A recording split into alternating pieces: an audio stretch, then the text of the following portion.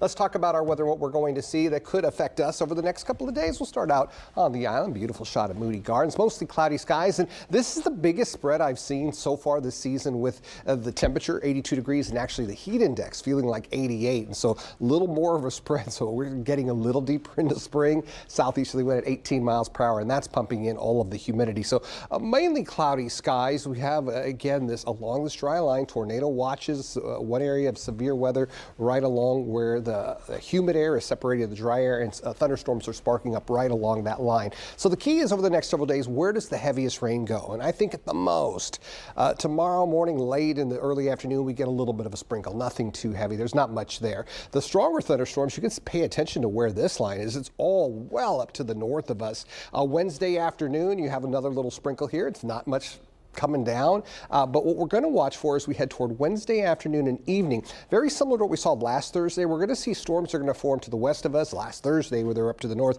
the outflow creates at least the potential that they make it all the way into southeast Texas. You're not seeing that here, but it's a possibility. Well, all the widespread severe weather and thunderstorms really look like they're up here. So this is where the severe weather risk is, and this line where all the storms were consistent.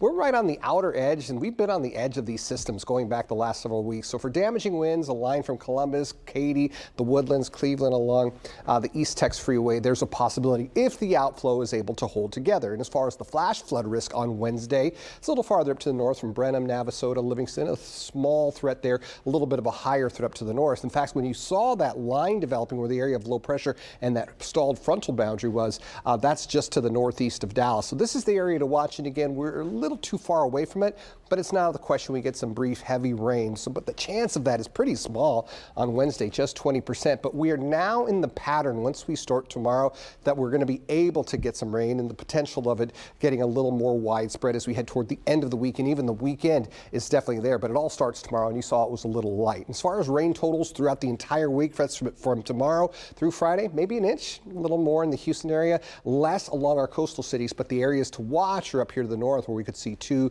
to 3 to even 4 inches of rain come down over the next 4 days. But as far as tomorrow goes, I've just got a small chance late in the morning, early afternoon of picking up a little sprinkle. Otherwise, still that warm, humid feel. That's not changing. I think maybe a little more of an impact will be the breeze. No wind advisory expected, but that southeasterly wind gusts in the mid-20s tomorrow afternoon. Wind speeds consistent in the teens also tomorrow afternoon. So putting it all together, here's what it looks like on your extended 10-day forecast. That chance of rain is with us all the way through the weekend, and then also possibly next week. So we're actually heading into that more typical time of year where you almost have a chance of rain every day coming in from the sea breeze. These aren't sea breeze storms, but you do have that chance starting tomorrow and then staying with us through the week. So it's going to be real spring around here. Yes. Yes. All right. Thanks, Anthony. Okay.